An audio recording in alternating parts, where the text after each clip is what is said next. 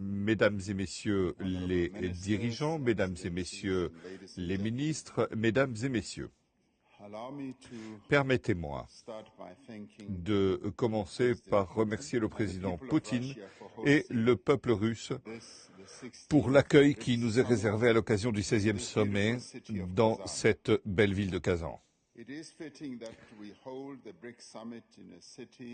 C'est formidable d'organiser ce sommet dans une ville aussi riche culturellement, alors que nous ouvrons ce nouveau chapitre des BRICS dans sa famille élargie de pays, riche d'histoire, de culture et de capacités.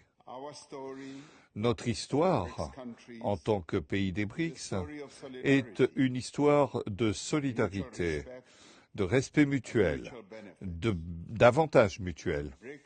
Les BRICS sont une formation inclusive avec une capacité de faire évoluer la trajectoire du Sud.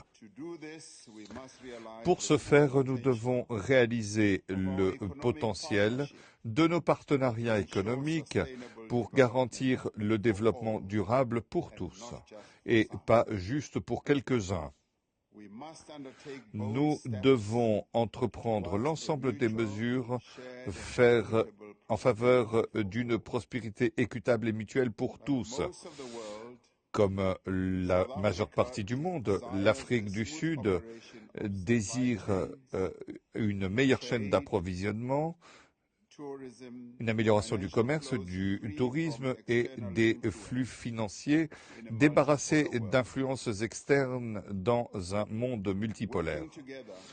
Ensemble,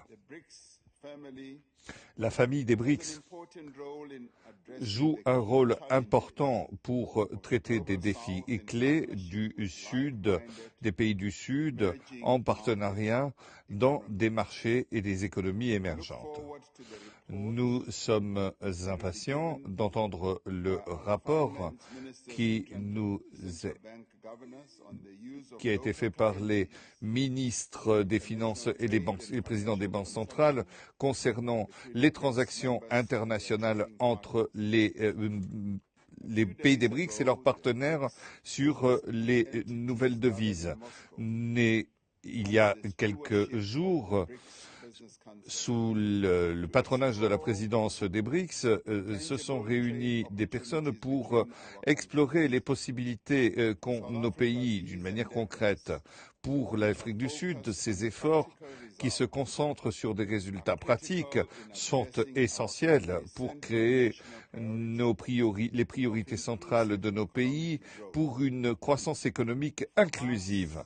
Pour nous, la croissance économique signifie, entre autres, donner la priorité aux entreprises dirigées par des femmes. À cet égard, nous reconnaissons les travaux diligents de l'Alliance des femmes des BRICS pour ajouter une valeur économique entre les pays des BRICS pour la croissance, pour le développement et pour la durabilité des entreprises dirigées par des femmes.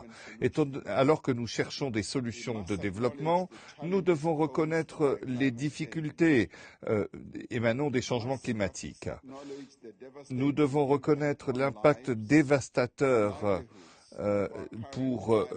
sur la subsistance des personnes liées au changement climatique. L'Afrique du Sud demeure attachée à une transition juste pour débarrasser ou diminuer l'économie basée sur le carbone. Il s'agit de s'appuyer sur les principes des responsabilités communes mais différenciées et du respect mutuel. Alors que les pays en développement sont très touchés par le changement climatique, ils sont touchés par la pire crise climatique que le monde connaît.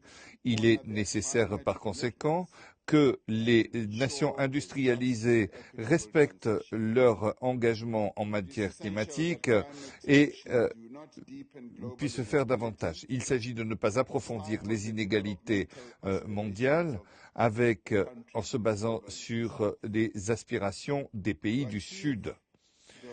Pour parvenir aux objectifs de la stratégie des BRICS pour un partenariat économique 2025, nous devons explorer de nouvelles voies pour déverrouiller des possibilités et pour traiter les difficultés liées aux entreprises, aux micro-entreprises et aux petites et moyennes entreprises. Nous devons intensifier la coopération entre les membres des BRICS en lançant des programmes communs de développement sur le terrain, dans le domaine des exportations, dans l'échange et la coopération en matière industrielle. Nous avons appelé à la recalibration des règles de commerce pour permettre l'industrialisation. L'OMC doit être réformé. Nous devons renforcer les bénéfices pour les pays des BRICS, plus proches des sources où les minerais sont produits. C'est important pour le développement et pour la progression de nos objectifs en matière de décarbonisation.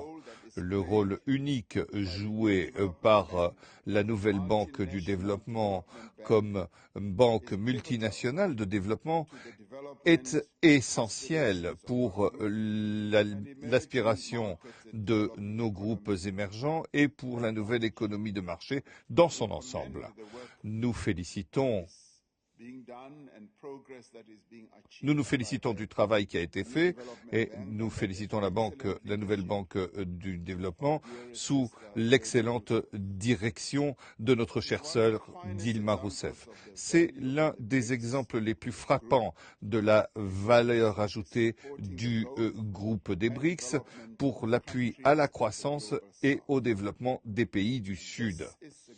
C'est une grande force.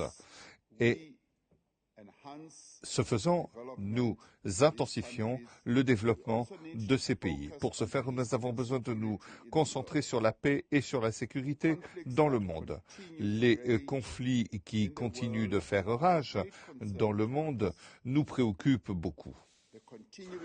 La poursuite du conflit à Gaza, au Proche-Orient, aboutissant à la mort de tant de Palestiniens, est un sujet de grande préoccupation.